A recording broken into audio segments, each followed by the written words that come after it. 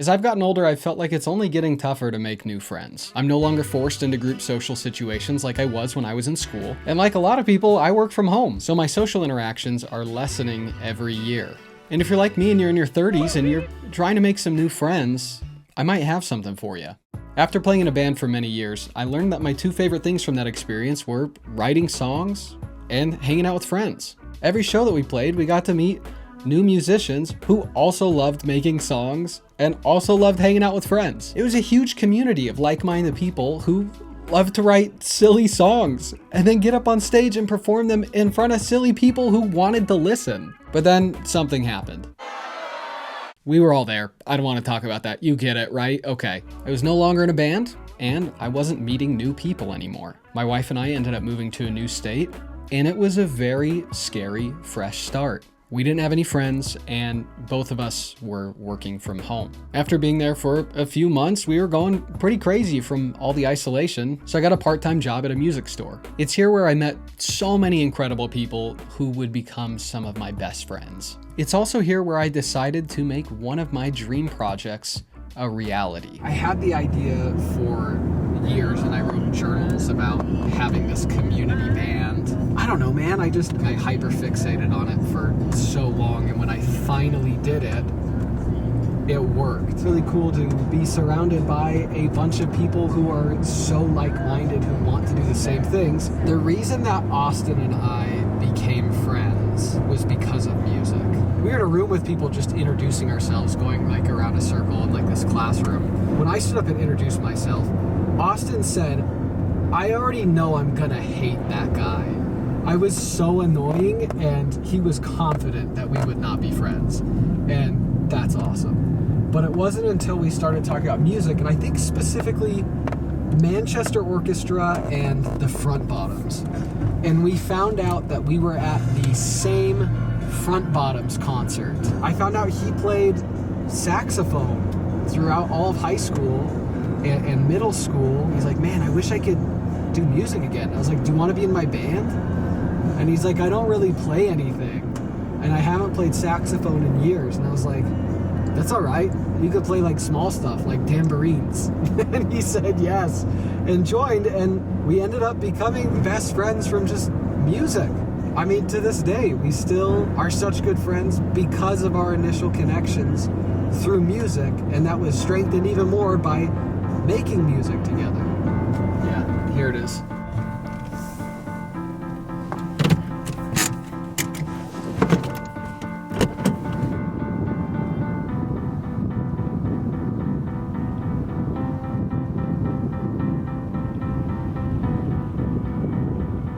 Moving to Austin, I started working at a guitar store. Everybody is making music there. And you'd be surprised how many people make music and don't release it because they suffer through the same thing. So meeting a bunch of people that were like actively working on music, you kind of realize you have to make friends with those people. You have to become a part of it. Making music by yourself sucks. I met Jordan and Smiley and Billy. They were working on some music. I wanted to join in. I wanted to be a part of it. Sean is someone that I have looked up to as a musician. Like, since I've known him, I've been friends with Sean for years, but now he's joined in one of our projects. Having him on this silly J-Rock project is awesome, to be able to like get together and make music every week, and you just hang out with people more. When we were doing like Vinyl Beaches, a lot of our band practices were Jordan working on stuff, and then like the rest of us just like hanging out and sharing silly TikToks. It's harder as an adult to make a point to hang out with people once everyone's like, it's tacky, but once everyone's starting families and working full time and has more responsibility, it's way better once you can like schedule a time every week to hang out. And you have a byproduct at the end of the day to like represent what you guys did. Yeah, Paul is somebody who I met through a really, really cool band. Paul is just like a great guy to have around, good energy, very like goofy, always like good spirits. You're trying to make an album in 24 hours is stressful. There's always that thing in the back of your brain that's like, what if this is all bad? What if this isn't gonna turn out great? But having somebody like Paul around is awesome. And like since then, I've hung out with Paul a bunch. I've made a bunch more music with Paul. Paul would not have been on an album or several at this point without Jordan giving the, hey, come and make some music with us. Like, it doesn't matter that you don't play an instrument. Come and we'll find something. And Paul has written all of the best lyrics that have been on every album. Paul is like one of the best lyricists I know. Hanging out with him regularly because of music. Now he lives in another city, but I still know that I'm gonna see him a couple times a year is so sick. Jason, do you want to rock, paper, scissors to see who has to slide down to the bottom? Yes!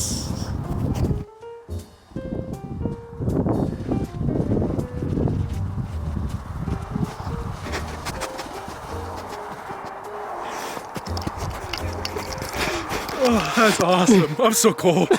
On Volume 1, I had a dedicated list of people that I wanted to participate, most of them being coworkers, and then a few friends that I'd made outside of that at the climbing gym. Also a great place to make friends. He's got no chance.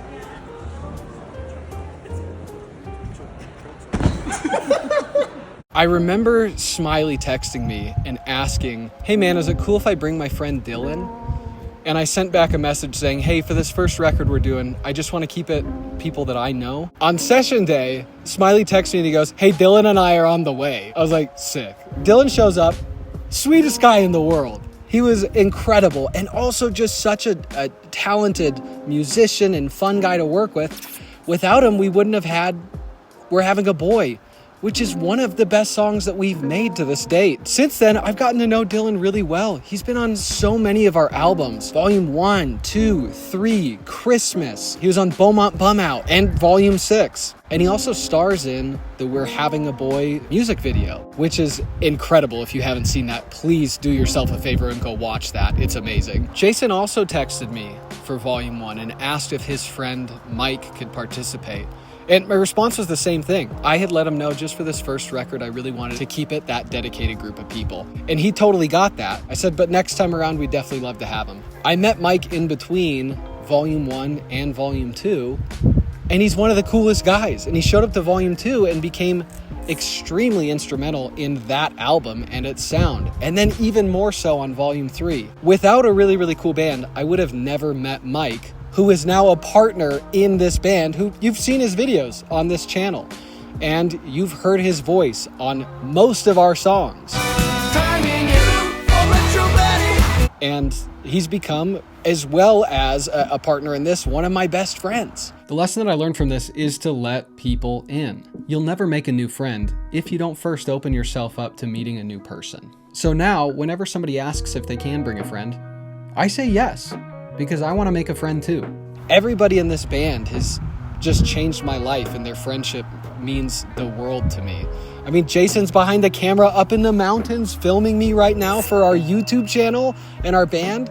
That's crazy. None of this would have happened if it wasn't for music. And I'm not exceptionally good at music. I just really like doing it. And I found a group of like-minded people who do the same thing that has a wide variety of people with diverse backgrounds and different styles, and they put in different energy into it. I've worked with some amazing guitar players who have never written a song before. And I've worked with people who have never touched an instrument who are incredible lyricists. Music changes your life, man. Not only because it's such a fun, productive passion, but because of the people that you meet through it. It's pretty cool. Hope that you enjoyed the video, and even if it's just in a small way, I hope that this helps you in your pursuit of finding some more friends. That's a scary thing to do, but the music community is so open and so friendly, and you already have that in common. If you're a fan of our band or our videos, maybe consider subscribing. We're always looking to make new friends, and you can check out our records that we make in 24 hours.